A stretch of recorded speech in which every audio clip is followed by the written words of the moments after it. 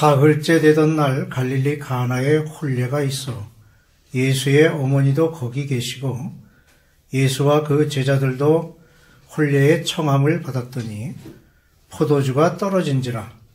예수의 어머니가 예수에게 이르되 저들에게 포도주가 없다 하니 예수께서 이르시되 여자여 나와 무슨 상관이 있나이까? 내 때가 아직 이르지 아니하였나이다. 그의 어머니가 하인들에게 이르되 너희에게 무슨 말씀을 하시든지 그대로 하라 하니라. 거기에 유대인의 정결 예식을 따라 2-3통 드는 돌 항아리 6이 놓였는지라. 예수께서 그들에게 이르시되 항아리에 물을 채우라 하신즉 아귀까지 채우니 이제는 떠서 연회장에게 갖다 주라 하심에 갖다 주었더니 연회장은 물로 된 포도주를 맛보고도 어디서 났는지 알지 못하되 물 떠온 하인들은 알더라. 연회장이 신랑을 불러 말하되 사람마다 먼저 좋은 포도주를 내고 취한 후에 낮은 것을 내거늘 그대는 지금까지 좋은 포도주를 두었도다 하니라. 예수께서 이 첫 표적을 갈릴리 가나에서 행하여 그의 영광을 나타내심에 제자들이 그를 믿으니라. 아멘. 갈릴리 가나에 혼례가 있었습니다. 거기 예수님의 어머니도 계셨고 또 예수님과 제자들도 청함을 받았습니다. 그런데 잔칫집에 문제가 생겼습니다. 문제는 포도주가 떨어졌습니다. 오늘날 같으면은 전화해서 주문하면 얼마든지 갖다 줄 수가 있는데 그 당시에는 포도주를 쓰려면 6개월 전부터 담궈야 된다 그럽니다. 그래서 포도주는 잔치집에 흥을 돋우고 즐거움을 주고 기쁨을 주고 하는 것인데 잔치집에 포도주가 떨어졌으니 큰 낭패입니다. 그런데 그때 예수님의 어머니 마리아가 예수님에게 알려줍니다. 이 집에 포도주가 떨어졌다고. 근데 예수님의 대답은 아주 냉소적입니다. 여자여, 나와 무슨 상관이 있나이까? 내 때가 아직 이르지 아니하였나이다. 한마디로 거절을 당했습니다. 그런데 마리아는 보통 사람이 아닙니다. 예수님을 믿었습니다. 예수님이 어떠한 분이라고 하는 것을 알고 있었습니다. 그래서 우리가 신앙생활을 해도 예수님이 어떠한 분인가 아는 것을 아는 것이 중요합니다. 그래서 마리아가 그 하인들에게 당부를 합니다. 예수님께서 무슨 말씀을 하시든지 그대로 하라. 이 마리아의 신앙입니다. 해줄 것을 믿는 그런 신앙입니다. 그래서 그 하인들이 그 집에 정결 예식을 따라 쓰는 돌 항아리 6이 놓여 있습니다. 예수님께서 그 하인들에게 말씀합니다. 그 정결 예식에 쓰는 그 항아리는 주로 그 명절 때 많은 사람들이 와서 손과 발을 씻고 몸을 씻고 정결하게 하는 그런 것인데 물을 채우라고 합니다. 그래서 하인들이 아귀까지 채웠습니다. 그때 예수님께서 그제서야 물을 떠다가 연회장에게 갖다 주라. 연회장은 맛의 대가입니다. 그래서 그 물로 된 포도주를 맛보고 어디서 났는지 알지 못하나 야, 이런 포도주가 다 있었네. 이러한 그 갈릴리 가나에서 첫 표적을 보여주니 제자들이 그제서 믿으니라. 이런 본문의 말씀을 보게 됩니다. 이 말씀 속에서 우리가 신앙생활 하지만 어린아이가 자라가야 되는 것처럼 우리가 자라가기를 원하십니다. 참 신앙이 되려면 우리가 오늘 본문 말씀 속에서 세 가지를 귀하게 주시는 말씀을 보게 됩니다. 첫째로는 예수님을 초청했다는 겁니다. 만약에 예수님을 초청하지 않았더라고 하면은 그 집에 포도주가 떨어져서 큰 낭패를 당하고 말 겁니다. 그런데 예수님을 초청했기 때문에 다행히 예수님께서 그 문제를 그래서 더 좋은 포도주로 이렇게 만들어 주시는 그 역사가 일어나게 해 주신 걸 보게 됩니다. 요한복음 1장 12절에 영접하는 자, 곧 그 이름을 믿는 자들에게는 하나님의 자녀가 되는 권세를 주셨으니 이는 혈통으로나 육정으로나 사람의 뜻으로 나지 않고 오직 하나님께로부터 난 자들이니라 했습니다. 바로 우리가 예수님을 영접했습니다. 우리가 하나님께로부터 난 자들입니다. 우리가 태어날 때에는 마귀의 영을 가지고 태어났습니다. 마귀의 소속이 되고 마귀에게 끌려다니고 지금 불신자들의 모습이 그렇습니다. 불신자들은 달력을 보면은 아무 날이나 이사를 못 가요. 그 뭐 선 없는 날인가 그제야 가야 돼. 또 불신자들을 보면은 조상에게 효도한다고 제사를 지내요. 근데 성경에 이방인이 하는 제사가 귀신에게 하는 것이다 그랬어요. 모르기 때문에 그 귀신의 지배를 받고 있습니다. 우리는 거듭났습니다. 예수님을 영접할 때 물과 성령으로 거듭나게 해주셨습니다. 우리의 영이 새로워졌다는 겁니다. 마귀의 영을 가지고 있었지만 이제는 불신자들과 같지 않습니다. 하나님의 영을 받았기 때문에 하늘의 시민이 됐고 하나님의 자녀가 된 우리들입니다. 얼마나 귀한 신분인지 모릅니다. 그런데 우리가 예수님을 영접을 했는데 중요한 것은 내가 주인으로 산다는 겁니다. 예수님을 내가 영접을 했으면 내 주인으로 모시고 살아야 되는데 내가 주인이야. 신앙생활 한다고 해도 내 생각대로 해요. 기분 좋으면 하고 기분 나쁘면 안 하고. 그런데 예수님을 나의 주인으로 모시고 사는 것이 올바른 참 신앙의 사람이 됩니다. 그래서 우리가 성경에서 보면은 하나님께서 이새의 아들 다윗을 보니 내 마음에 맞는 사람이라 그랬어요. 다윗이 어떤 사람입니까? 다윗은 하나님을 목자로, 자기는 양으로 하나님을 나의 주인으로 모시고 살았습니다.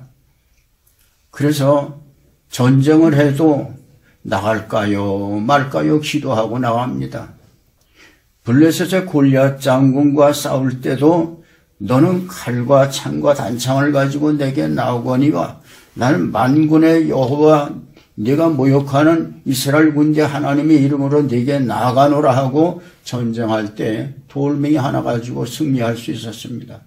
배후에 하나님이 함께 하시기 때문에 하나님이 나의 주인이 되기 때문에 그래서 우리가 신앙생활을 해도 우리가 예수님을 나의 주인으로 모시고 살 때 주께서 내게 역사하여 주심으로 물이 변하여 포도주가 되는 그런 역사들을 체험하게 해 주시는 줄로 믿습니다. 그 다음에 우리가 두 번째 우리에게 깨우쳐 주시는 말씀은 말씀드린 것처럼 마리아의 신앙입니다. 마리아는 육체적으로 자기가 예수님을 태어나게 했기 때문에 아마도 믿기가 더 어려웠을지도 모릅니다. 근데 마리아는 예수님을 믿었습니다. 어떻게 믿느냐? 그 본문에 보면은 제자들은 표적을 본 다음에 믿었다 그랬어요. 근데 마리아의 신앙은 표적을 보기 전에 믿었다는 겁니다. 이 말씀이 중요합니다. 그래서 예수님께서 부활하시고 도마에게 그러셨죠. 내 손을 만져봐라. 내 옆구리를 만져봐라. 그리고 믿는 자가 되라. 그제서야 도마가 나의 하나님이시오 나의 주신이다 그랬습니다. 그때 예수님께서 뭐라고 말씀하십니까? 너는 나를 본고로 믿느냐? 보지 못하고 믿는 자들은 복되도다 그랬어요. 우리가 그렇습니다. 우리가 예수님의 못자국을 보지 못했고 옆구리를 보지 못했습니다. 그렇지만 우리가 말씀을 붙들고 믿게 되는 것이 이것이 바로 놀라운 축복이 됩니다. 네가 복되도다 그랬습니다. 예수님께서 언제든지 제자들을 데리고 다니시면서 책망하실 때가 어느 때냐? 믿지 못할 때. 왜 믿지 못하느냐? 믿음이 아주 없는 게 아니야. 베드로가 작은 믿음이라고 책망을 받았어요. 전적으로 예수님을 바로 믿을 때 그 믿음을 귀하게 여기십니다. 성경에 보면은 예수님께서 가버나움에 가셨을 때 한 백부장이 나와서 주여 내 하인이 집에 중풍병으로 누워서 몹시 괴로워하나이다. 그때 예수님께서 그래 내가 가서 고쳐주마. 그때 그 백부장이 그럽니다. 주여 내 집에 들어오심을 감당할 수 없사오니 여기서 말씀으로만 하옵소서. 그러면 내 하인이 나을 줄로 믿습니다. 내 위에도 상관이 있고 내 아래도 부하가 있고 이더러 가라 하면 가고 저더러 오라 하면 오고 내 종도로 무엇을 하라고 하면 하나이다. 예수님을 전적으로 믿은 백부장의 신앙, 예수님께서 따르는 자들에게 감탄을 하시면서 이스라엘 중 아무에게서도 이만한 믿음을 만나보지 못했다. 그러시고 백부장에게 내 믿음대로 될지어다 하시니 그 시로 하인이 나으니라 그랬어요. 우리 주님께서는 믿음을 가진 자들을 보십니다. 사람은 외모를 봐서 잘 모릅니다. 그 속에 얼마나 믿음을 가지고 있느냐, 그게 중요합니다. 사람들은 노래를 합니다. 늙어가는 게 아니라 익어간다 그럽니다. 우리 신앙의 사람들이 그렇습니다. 겉사람은 낡아지나 우리의 속은 날로 새로워져 갑니다. 영적으로 우리의 믿음은 새로워져 가게 됩니다. 한 번은 12해를 혈루증으로 앓던 여인이 12년 동안의 혈루증으로 앓고 사니 얼마나 힘들어요. 근데 그 여인이 많은 의원들을 찾아갔어요. 돈만 허비했어요. 병은 점점 악화돼요. 그때 예수 소문을 듣고 많은 사람들이 예수님을 따라가는데 이 여인도 예수님에게 가보자 하고 따라갔습니다. 근데 이 여인은 피를 흘리기 때문에 감히 사람들 앞에 갈 수가 없습니다. 뒤에 가서 예수님의 옷자락만 잡아도 나으리라고 하는 그런 생각이 들어서 예수님의 옷자락을 붙들었습니다. 그때 혈류의 근원이 끊어졌더라 했습니다. 자기 몸으로 그걸 느꼈습니다. 그때 예수님께서 발걸음을 멈추시고 누가 내 옷에 손을 댔느냐? 제자들이 아니 많은 사람들이 지금 밀고 밀치고 하는데 아이 누가 내 옷에 손을 대느냐고 무슨 말씀입니까? 그때 그 여자가 두려운 마음으로 예수님 앞에 나와서 무릎을 꿇고 고백을 했습니다. 그때 예수님께서 딸아 내 믿음이 너를 구원하였으니 평안히 가라. 내 병에서 놓여 건강할지어다. 이렇게 믿음 가진 자에게 복을 내려주셨던 것을 볼 수가 있습니다. 오직 의인은 믿음으로 말미암아 살리라 했습니다. 우리는 세상에 물질로 부여한 것보다도 더 중요한 것은 믿음에 부여한 자입니다. 하나님은 믿음을 가진 자들을 원하시지 다른 거 재주가 많은 거 그런 거 원하지 않으셔요. 남녀노소 할 것 없이 하나님은 믿음 가진 자들을 찾으셔. 우리는 참신앙이 될 때 하나님에게 인정받는 자가 돼서 어디를 가든지 함께 하셔. 마음의 평안이 있어요. 세 번째로 우리가 붙잡아야 될 말씀은 하인들의 순종입니다. 이 하인들이 예수님께서 물을 떠다가 항아리를 채우라 하실 때, 아니 포도주를 쓰려면은 6개월 전부터 담궈야 되는데 지금 포도주가 떨어졌다고 하는데 지금 이제 물을 떠다가 어쩌라는 건가? 이렇게 했더라고 하면은 역사를 볼 수가 없습니다. 마리아의 당부함을 듣고 이 하인들은 그대로 순종을 했습니다. 예수님께서는 물이 찰 때까지 기다리셨어요. 아무 말씀도 안 하시고. 그래서 아기까지 차게 됐을 때 그때 연회장에게 갖다 주라. 이 연회장이 참 맛에 대가인데 그것을 맛보고 어디서 났는지 알지 못하지만 물도온 하인들은 알더라. 그래서 우리 참신앙의 사람들은 말씀에 순종하는 것이 중요하다는 걸 깨우쳐줍니다. 이스라엘의 초대 왕이 사울입니다. 왕이 되기 전에 얼마나 겸손한지 몰라요. 사무엘 선지자를 통해서 왕을 세우려고 그러는데 어디 갔는지 없어요. 그게 보니까 행구 사이에 가서 숨어 있었다 그랬어요. 그걸 찾아가지고 왜 그랬느냐 그랬더니 나 같은 사람이 어떻게 왕이 되느냐고 그렇게 겸손했어요. 그런데 기름 부어서 왕으로 세웠는데 근데 그게 얼마 가지를 못해요. 한 2년 되니까 하나님께서 아말렉 사람들을 전멸을 시켜라. 사람이든 짐승이든 다 전멸을 시켜라 그랬는데 전쟁에서 승리하고 아각 왕을 사로잡아 오고 그리고 살찐 짐승들을 끌고 오고 그래서 사무엘 선지자를 통해서 책망을 받습니다. 그때 순종이 제사보다 낫다고 하는 말씀을 하고 왕이 하나님의 말씀을 버렸기 때문에 하나님도 왕을 버려 왕이 되지 못하게 하셨나이다. 말씀을 버렸기 때문에 버림을 받아요. 우리가 신앙생활 하면서도 하나님의 말씀을 버리면 버림을 당하게 돼요. 그 말씀이 뭐냐? 요한복음 1장 1절에 태초에 말씀이 계시니라. 이 말씀이 하나님과 함께 계셨으니 이 말씀이 곧 하나님이시니라. 그랬습니다.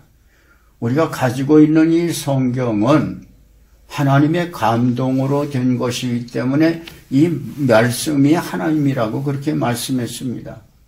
말씀에 순종하는 것이 하나님에게 순종하는 것이 됩니다. 그래서 갓난아기들 같이 순전하고 신령한 젖을 사모하라.